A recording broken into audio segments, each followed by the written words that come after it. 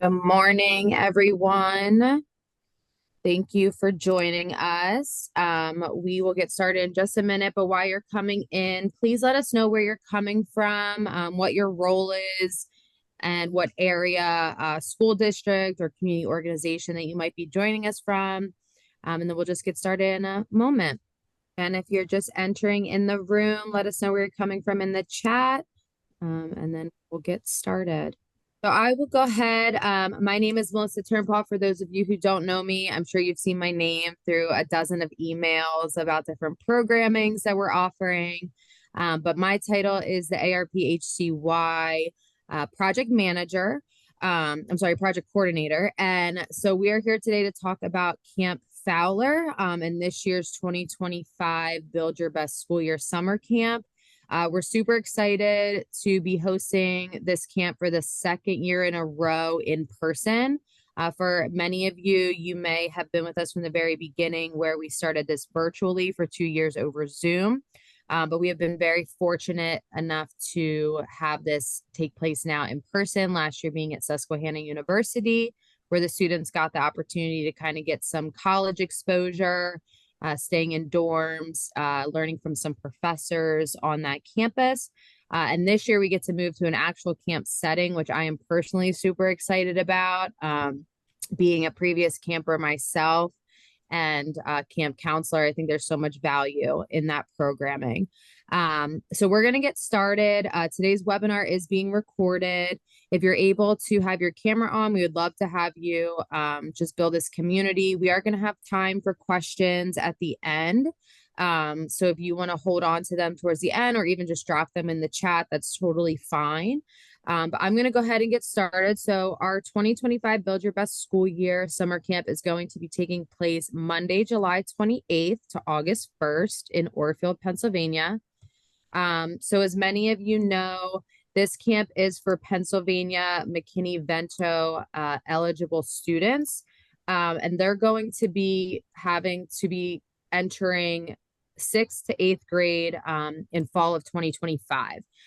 So if they are finishing up 5th grade this year, they are good to go because they're entering 6th and then so on with 6th, 7th. But if they're graduating 8th grade, unfortunately, they're missing the cutoff because they're going to be a freshman.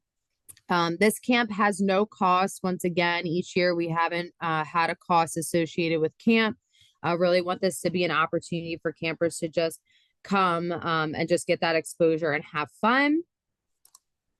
So this is just some information about what to expect. So this is a free 5-day camp. So they'll spend 4 nights overnight.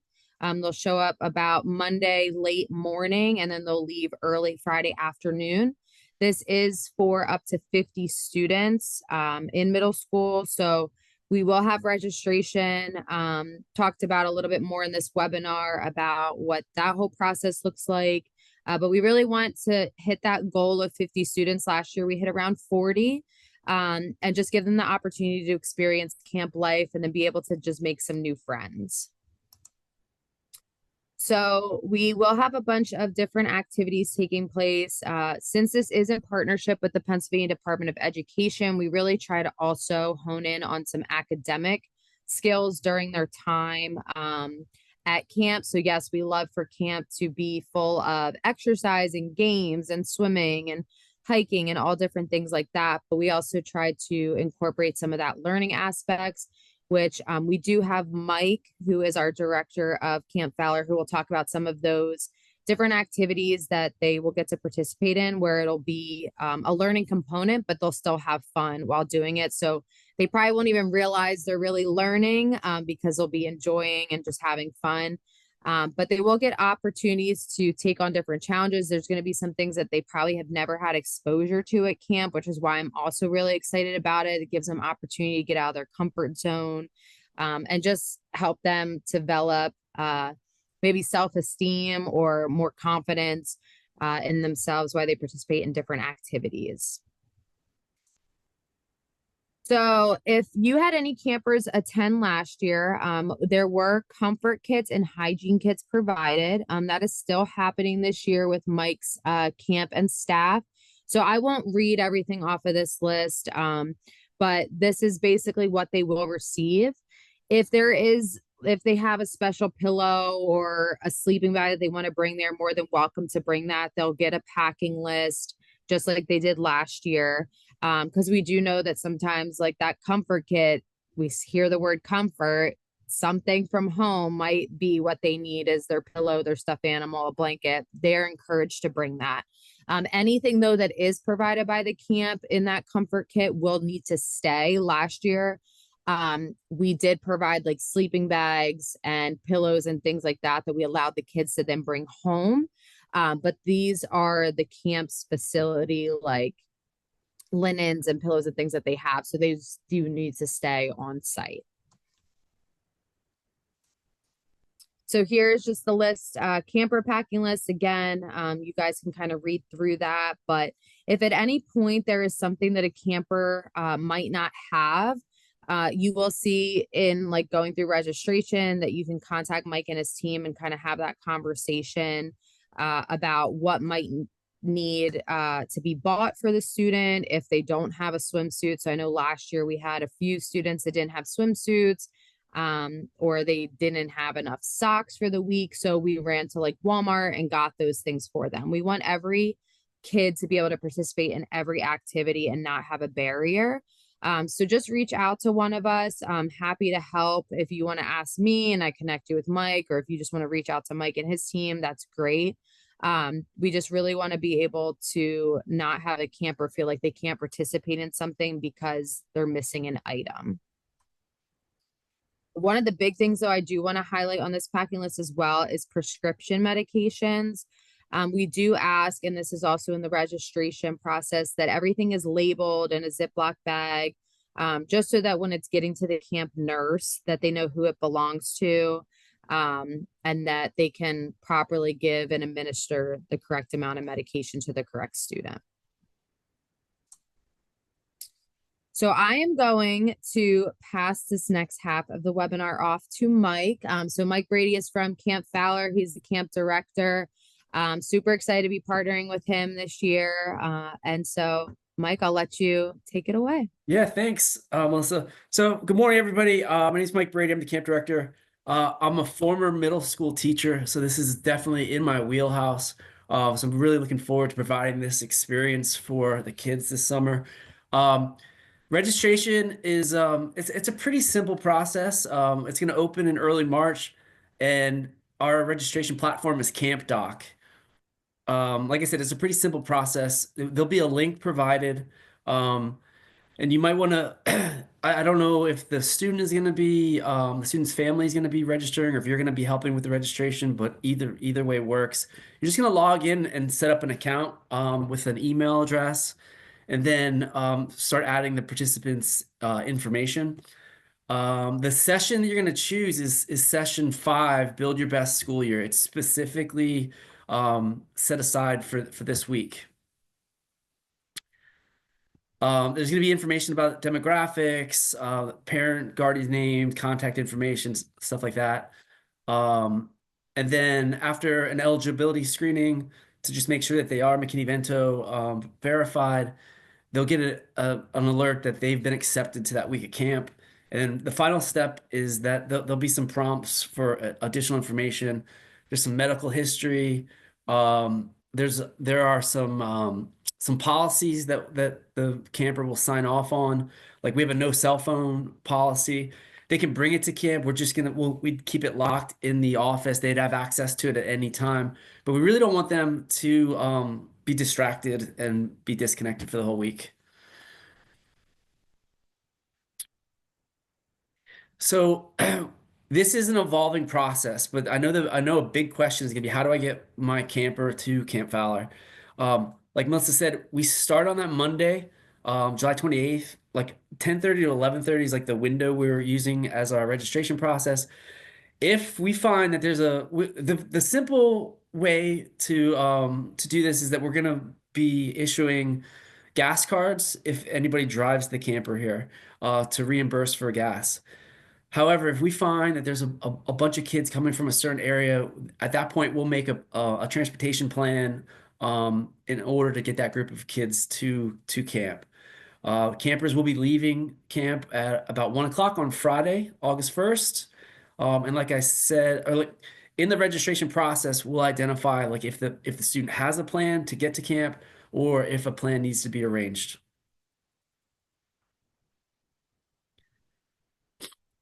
Right now, the way that we run the camp already, we do have a bus that in the Lehigh Valley. So if it's a camper who is in the Lehigh Valley, there's a pickup at Liberty High School in Bethlehem, and there's a pickup at Trexler Middle School in Allentown, and that's where the drop off would be too. Again, if we identify that there are groups that we need to get here from other areas, we'll arrange a transportation plan for that. But like at the bottom of that slide, it said if you can help us coordinate the transportation, that would be fantastic because obviously people are coming from all over the place. A little bit about the staffing. We have a really, really cool structure here. There'll always be at least two staff for every 10 campers, and in most situations, there'll be more than that. Um, our structure is we have a level of specialists. So if you think about a school day, they would be like the teachers who are running their content. We have the kids will have an opportunity to go to the pool every single day. So that's one of the stations. There is an adventure station, so they'll do team building. We also have a rock climbing wall and other high elements and a zip line that they'll have an opportunity to participate in. There is an outdoor games and activities station, which just kind of keeps them active, and it's just a fun, structured time of play. There is a STEM station, which is pretty awesome because we are like a couple weeks away from opening a new building here at camp that is going to have a state-of-the-art STEM lab with all kinds of robotics and coding and 3D printers. And so we'll have that station. There's a station that they'll be going through that's health, wellness, and gardening. So the idea is that they walk away with really like healthy habits in that station. And then art is one of the stations as well. So they'll have an opportunity to go through all of those stations each day. There's time set aside for free time. But so we have the specialists, and then we also have a crew of counselors who basically guide them throughout the day. So they host them and take them from station to station. And what's really cool about our counselors is they're literally from all over the world. There's 14 counselors. 11 of them are coming back from last year, and they're coming literally from Scotland, Finland, Nigeria, Turkey, Zambia, Africa, England, Mexico, Dominican Republic. We're trying to increase the number of Spanish-speaking counselors because we get a lot of Spanish-speaking campers here. So it's really cool. It's very interesting just to have these international counselors interacting with the kids. It's always fun to listen to their conversations. Like, what do you call potato chips in the country that you come from? So staffing, we're really well staffed. There's 24-hour oversight of the campers. Our summer camp program director stays on site. We have a registered nurse who stays on site. We have a behavior management specialist who will be here through the transition of bedtime. And then we have two staff in every cabin for the overnights. So it's a typical day of camp like. Kids get up about 7 to 8 o'clock. We have a little window of time for the kids to get up, to wake up. Breakfast is held up at the dining hall. We have a really good meal service. When campers leave, a lot of times their highlights are the pool and the food, and the rock wall. But the food is usually mentioned by almost every camper that comes here. Um, so after breakfast, we have several times a day the whole camp gets together and we call those loops. So it's the equivalent of a circle. So we loop it up. Um, Within a loop, a lot of times the daily schedule will be explained, the theme of the day will be explained. We also have a bead system. So we have 5 values at camp. It's be safe, be committed, be respectful, be accountable, and have fun and support one another. And so what we do in our big camp loops is that we recognize campers for living out those values. And they get beads. There's different colored beads for each of the values that they continue to acquire as the week goes on. And then there's also specialty beads. One of the most rare specialty bead is the rock star bead, and that's given to somebody who is identified as being a rock star for the day. They've gone above and beyond. And what's cool about the rock star bead is that whoever receives it needs to identify and give the next rock star that bead, so that bead gets passed throughout the week. Um, the theme this week is outer space. So we everything will be framed around that. So you see space missions and cosmic crew check-ins is kind of how we're theming our check-ins that week. From 10:30 to 12, they rotate through different stations. So for example, if they went to the STEM and space station, they may be doing some rocket building and launch testing, solar system coding, cosmic art, astronomy. So again, everything's going to be space themed. Um, Take a break at noon for lunch. Again, meals are real popular. And then from 1 to 3, they're rotating through stations again. So 3 to 3:30, the whole camp comes back together. We loop it up, have some daily reflections, bead ceremony, any kind of updates. And that all happens in the amphitheater down where the stage is. It's a really cool little spot in the woods. From 3:30 to 5:30, we'll have um, camp-wide competitions and challenges. So we do scavenger hunts, minute to win it activities. One of the like popular is the counselor hunt. So we send all the counselors out to hide, and then campers have to find them all. It's a pretty popular activity. 5:45 to 6, they go back to the cabins, get ready for dinner. We have dinner from 6 to 7.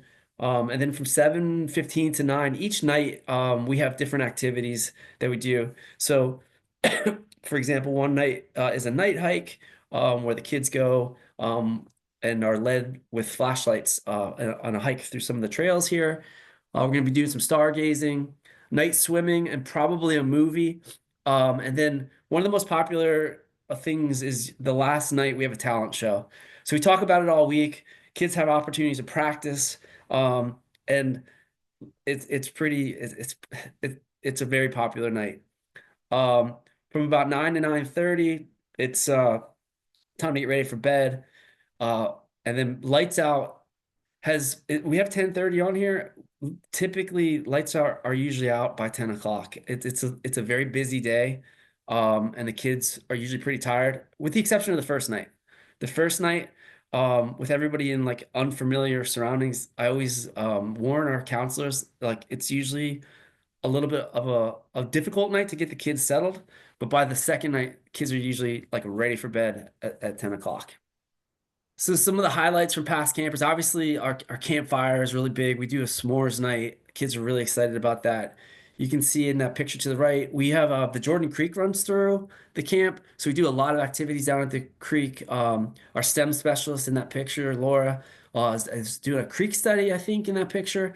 Kids, when we do have free time, we have different places where the kids can choose to go, and the creek is one of the spots, and that's a really, really popular spot for the kids to go. It's a shallow creek. It's usually only up to like a kid's ankles. And here you can see some other pictures. There's a kid getting ready to zip. He has that was last summer with the Olympics, so he has the Olympic flame there that he's about to zip on our zip line with. Middle picture shows our pool. Pool is again, the kids have an opportunity to go there every day. In that last week of July, it comes in really, really handy. It's a shallow pool, so it's only the deepest it is 5 feet, which is just nice. Um, but the kids go through a swim test. If they don't pass a swim test, we have flotation devices that we ask them to wear. And most of the kids just stay down in the shallow, like 3, 4 foot part of the pool anyway.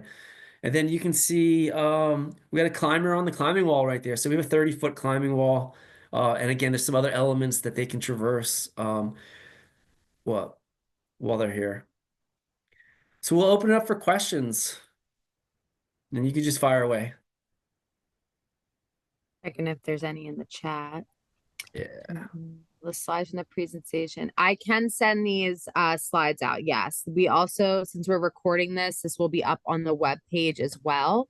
But yes, I will make sure that everyone that was here today also gets these slides. Not a problem. I have a question. Okay. Um, to the filling in to apply for the camp and all that, is when it's going to be online, but sometimes you get in and there's, oh, I wish I had had that or known what that question was coming up. Is there a way for us to have a copy of what that's all going to look like so we can help our parents collect that data before we go in to register? Yep. So Haley is our administrative specialist. She's on the call here too. So what she can do is she can send a PDF, and that'll show you the exact like all of the information that's going to be collected in that application. Because that was the barrier last year for one of my families. I'm like, hey, here's the link. Here's where you register. Let me know if you need. And they got in and there was things being asked for that had to be uploaded. And she's like, gosh, I wish I had known all the things I needed to have to get ready to upload before. And then, Yeah, I'm trying to. yeah. Haley, That's what good feedback. is there anything that the immunization records is like the only thing that is asked to be uploaded, right? So I don't know that they have to upload any physical documents, but they will have to refer to it. It looks to me because I was just running a report. I think they just type all the stuff in. So when they get to the immunization, I think they'll probably have to put like, okay, they got this shot last year, but they won't need to like physically find the paperwork, scan it, and put it in the system if that was the question. I don't know if that answers you. But yeah, but they'll still need to get that from their doctor or download it from their portal if they have to type all that in. So they'll Right. need that document ahead of time. Yeah, Haley, if you're able to send that PDF over to me, I can then send it along with this PowerPoint so then everyone has it. Cool. Do we want to make it known that like when they first go in there to it's an application first, so it's going to only ask them like a limited amount of questions, and then once they're accepted they will be inputting more information like the like I don't know if we want to separate that in a certain way That or would be, that'd be great. And I mean, it could also be in the same PDF, but just to give that heads up that like, hey, you're doing this little application piece first, and then once you're accepted, these are the next steps that follow. for sure. Yeah, we really need it step by step. You know. Yeah, that's probably definitely helpful for parent guardians. So yeah, that's good feedback for last year with we did have forms that needed uploaded, so it is good to know, like it is helpful to know ahead of time so that you can kind of get your ducks in a row before you start filling it out. I'll add things to make it more detailed, put some arrows, I'll let them know if this is what you have to do. Thank you. Any other questions, comments, concerns? Melissa, I see a question here in the chat. Will the registration link be available on the flyer? So there is not a flyer that's going to go out. What's going to happen is we will be sending out an e-blast that will then have the registration link for you to then go into the system and register. So it'll be on our webpage, and then it will also be in the e-blast that goes out. We do have a flyer that will have the link, and that will be also on the web page, so you'll be able to access that either way. The registration, you guys do have the option for them to toggle that in Spanish, correct? Or you have it already? Yeah, the registration has Spanish next to the English. That's right, yes. So the registration does have Spanish available. Our flyers we only have in English at this point. Any other questions? I know once we have this webinar recording fulfilled, then we will send this out with registration too, so that you guys can refer back to that. Again, if you have any questions, our emails are listed on this PowerPoint, so you'll have those as well. I'm the ARP activities, and then the M Brady is Mike. So feel free to reach out to either one of us or both of us, whatever you feel most comfortable with, so that we can help address any questions you might have. Otherwise, we appreciate you guys being here. Our hope is to open registration probably in the next couple weeks. So if you could start recruiting some kids, that would be awesome. Would love to get as many as we can there to really experience camp life and have a great summer. So again, thank you for all you guys do. If you have any questions, again, do not hesitate to reach out and ask. So thank you everyone for being here. And we'll talk with you soon. Yep. Thanks, guys.